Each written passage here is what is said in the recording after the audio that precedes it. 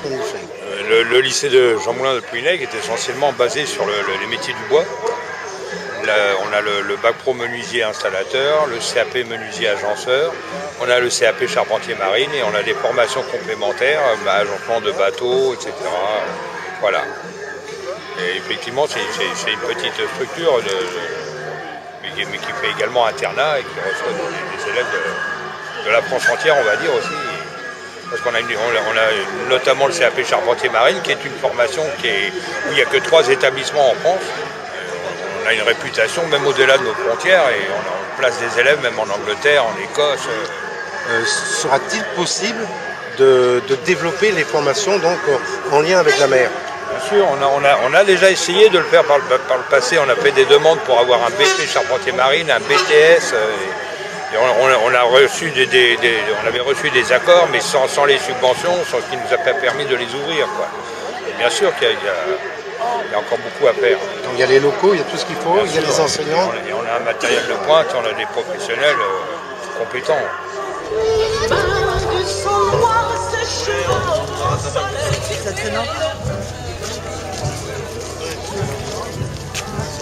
Ils ont un enseignement qui est excellent.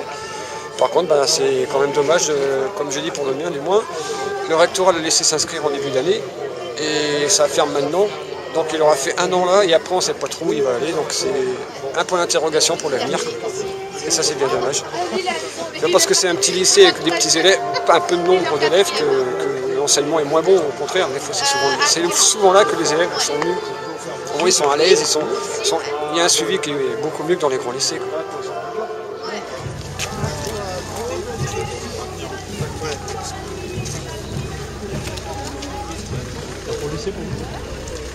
Il est inimaginable qu'un lycée, avec tout le potentiel qu'il a pour récupérer des mômes qui sont en grande difficulté, il est inimaginable que ce lycée ferme. C'est un équipement prioritaire, je dirais, au niveau de la formation professionnelle. Et je trouve que paradoxalement, apparemment, le gouvernement parle beaucoup de la formation professionnelle et voudrait fermer ce lycée. Mais quel discours il tient? Donc on a raison de se battre et j'espère bien que là apparemment tout le département va se déplacer. J'espère bien qu'on va gagner. Et qu'est-ce que vous pensez du fait que les élus de la région, du PCF, à La République En Marche aient voté unanimement pour la fermeture de ce lycée, alors que le centre Finistère et le Cap perdent des habitants? Je pense qu'ils se sont trompés d'orientation, qui peuvent toujours changer, parce qu'on peut faire des erreurs, mais on peut revenir dessus. Quand je pense par exemple à Notre-Dame-des-Landes, donc moi je leur donne la possibilité aussi de changer par rapport au lycée. Moi, je m'appelle Jeanne-Henri, et j'habite au Diable, et je suis membre des Insoumis.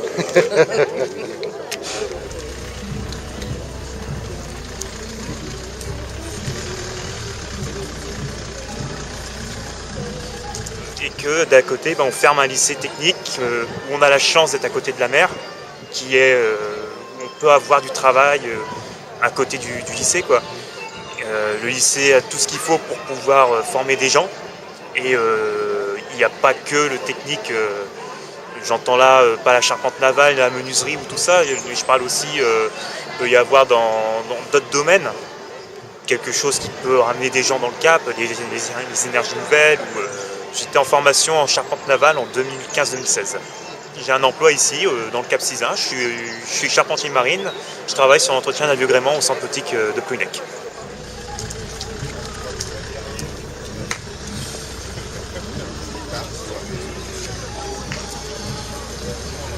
Moi, je suis professeur de français au lycée Jean Moulin depuis bientôt 20 ans.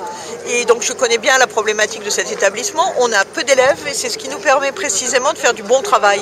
Parce qu'avec des petites classes, des petits effectifs, on amène des gamins souvent en difficulté à la réussite. Donc, on voudrait simplement qu'on nous laisse notre outil de travail. Or, la région et le rectorat se sont mis dans la tête de fermer cet établissement alors qu'il est performant, alors qu'on a de la très bonne réussite au bac, alors que nos élèves sont heureux d'être élèves chez nous. et qu'on apporte quelque chose à cette région parce que nos élèves font des stages dans les entreprises locales, travaillent les métiers du bois, de la charpente navale. On est donc bien inscrit dans un territoire. On est utile, je pense, à ce coin de France, au Cap-Sizun. Et c'est cet établissement justement très performant qu'actuellement on veut fermer de façon tout à fait injustifiée. Alors on espère que la mobilisation de la population va nous permettre de porter nos propositions jusqu'au rectorat, de faire entendre notre voix et d'assurer peut-être un avenir, on espère, pour cet établissement et pour l'ensemble du Cap-Sizun qui en a bien besoin. Alors, est-il possible d'envisager de nouvelles formations donc, au lycée Jean Moulin? Tout à fait. On peut faire de la formation, comme on a la chance d'avoir de très bons locaux, du très bon matériel, de bons ateliers, on peut envisager de faire de la formation, d'accueillir des jeunes en difficulté, par exemple tout ce qui peut être micro-lycée, école de la deuxième chance. On peut aussi faire de la formation pour des élèves arrivant de l'étranger, des allophones, on en a actuellement 5 en formation, un en bac pro qui a commencé en CAP, qui fait un bac. On en a 4 en CAP cette année entrant et on espère en avoir, on peut continuer à en former et on les amène vers la réussite. C'est surtout ça qui est important.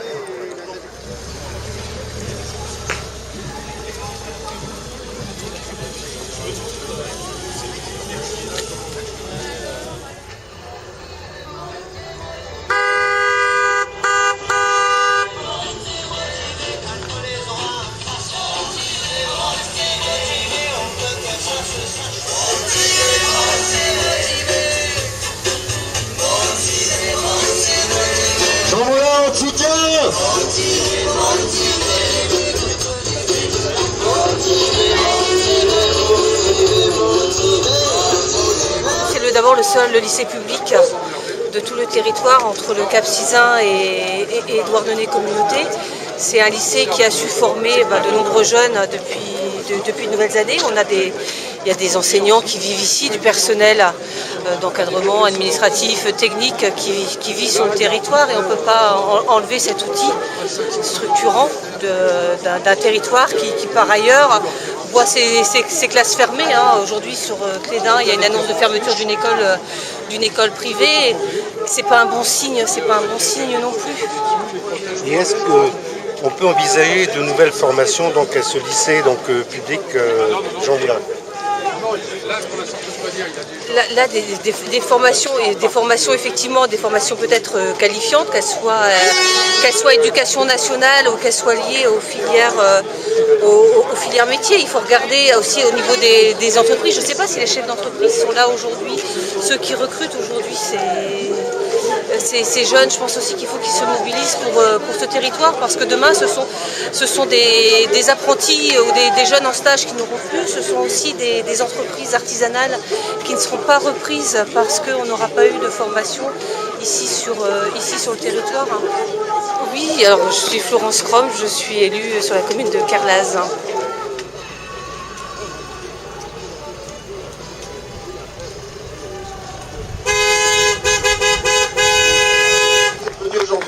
Voilà, j'aimerais quand même souligner que Monsieur le Président de région était hier à Vannes où il a inauguré un lycée de 8 millions d'euros. Voilà.